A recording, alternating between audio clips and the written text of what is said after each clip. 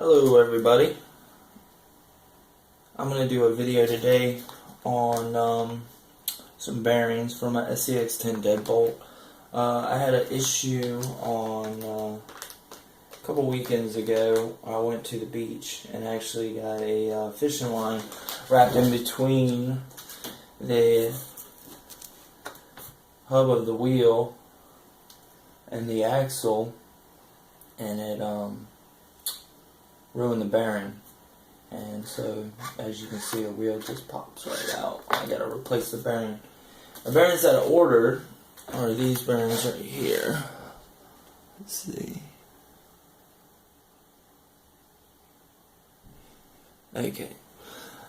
These are 5 by 11 by 4 millimeter bearings. Basically, they're the same as the AXA1221 bearing from the Axial kit that comes with the ready to run kit. The reason that I purchased these bearings instead of the Axial bearings, they do have a yellow seal, which is pretty cool. It matches the theme of my truck. Here, I'll open it up. But that's not the main reason why I got these particular bearings. The reason that I got these particular bearings is because the Axial bearings are ABEC1 rated, and these are ABEC3 rated. There it is. ABEC3 rubber seals.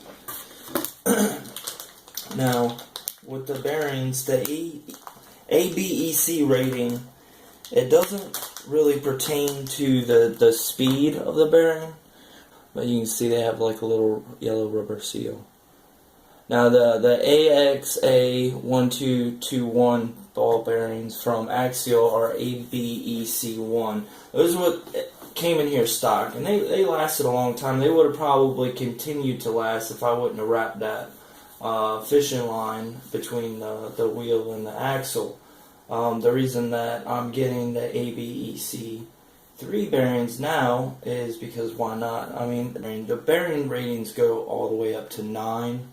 In my experience, even building like high performance engines, we mainly use the ABEC3 or 5 rating bearing. So that's why basically I purchased the bearings that I purchased, and I'm going to put them in.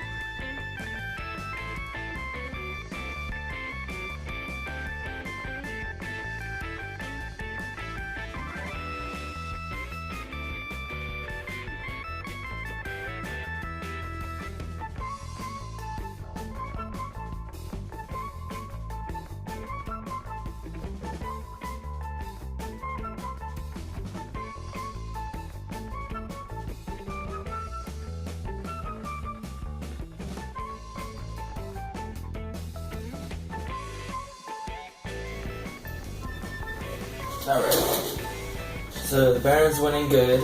I replaced both sides. I didn't replace the bearing to the pinion gear that drives the ring gear. I didn't really see a need to. It was fine. It's got the regular Axial bearing in it. I disassembled the axles completely because I wanted to make sure that there was no debris in there from where the bearings came apart. I didn't mention earlier, with the bearings that I purchased were the exact same price as the Axial bearings. They were like $9.79 for 10 at the time of this video, and it was the same price for the Axial bearings. but these had a higher ABEC rating. When I rebuilt my axle, I used Lubriplate number 105 grease.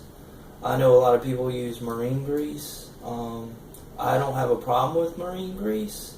It's just I noticed that a lot of people that use it, they just go to an auto parts store and they just buy a tub of marine grease.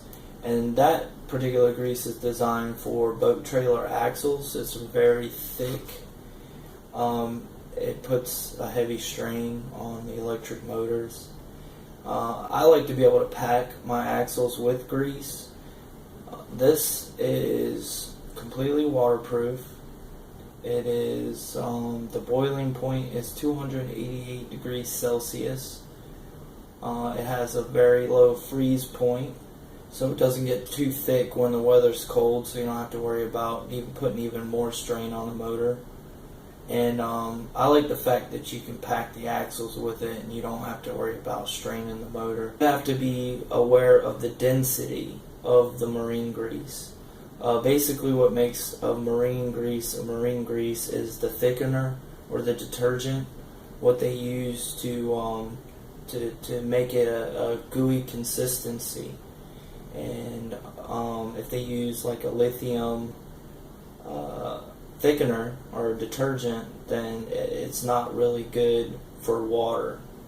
But that's what I use, because it keeps the water out, keeps everything lubricated. I can pack the axles. If you can pack the axles with the grease, then there's no way for water to get in. If you just coat the gears with grease, then water can still get in the axles and sit in the axles.